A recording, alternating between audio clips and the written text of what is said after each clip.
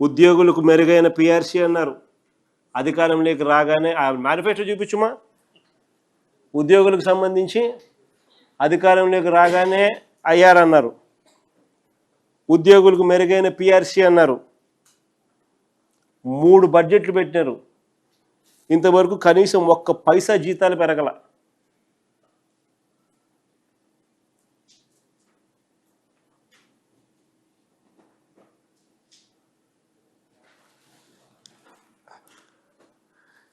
చివరకు 1 పైసా కూడా ఉద్యోగస్తులకు జీతాలు పెరగకపోగా మా హయాంలో వచ్చిన వెంటనే మేము ఐఆర్ ఇచ్చి మా హయాంలోనే పిఆర్సీని కూడా కాన్స్టిట్యూట్ చేసి పిఆర్సీ చైర్మన్ను కూడా నియమిస్తే వీళ్ళ అధికారంలోకి వచ్చిన తర్వాత ఆ పిఆర్సీ చైర్మన్ తీసేస్తారు.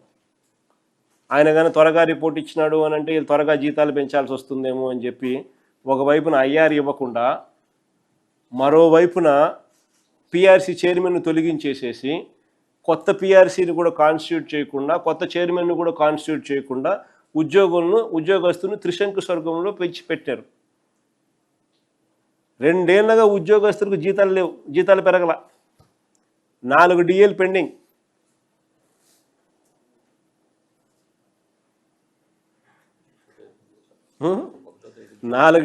పెండింగ్. ఐఆర్ లేదు, పిఆర్సీ లేదు, ఉద్యోగస్తులకు జీతాలు పెరగల 2 ఏళ్ళ నుంచి. మళ్ళీ 1వ తారీఖు నుంచి జీతం అని చెప్పినారు. అది ఇచ్చినారా అంటే అదిలే, 1 నెల ఇచ్చినారు. అదిలే.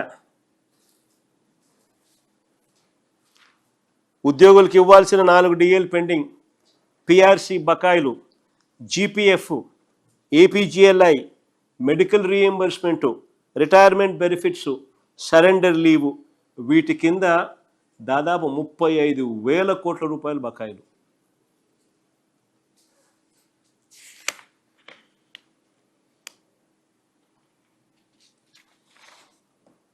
ఆశ్చర్యం చూడండి ఒకసారి.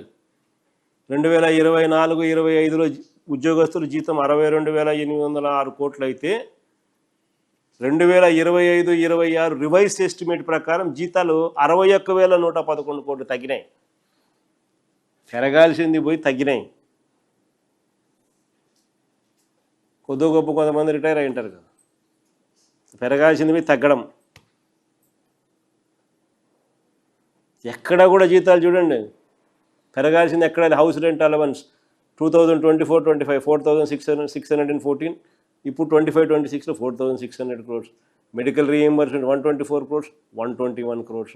Allowances earned leaves LTC over time allowance 2024 2,415, 1,316 ఇప్పుడు. బేసిక్ పే ఇంతకుముందు 35,671, ఇప్పుడు బేసిక్ పే 35,345. ఓవరాల్ చూస్తే 24-25లో 62,062,806 కోట్లు, 25-26లో 61,111 కోట్లు.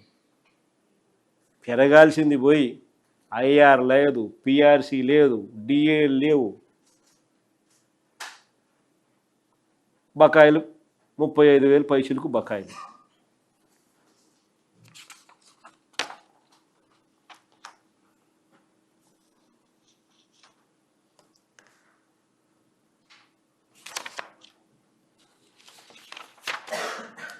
By and large, this is budget.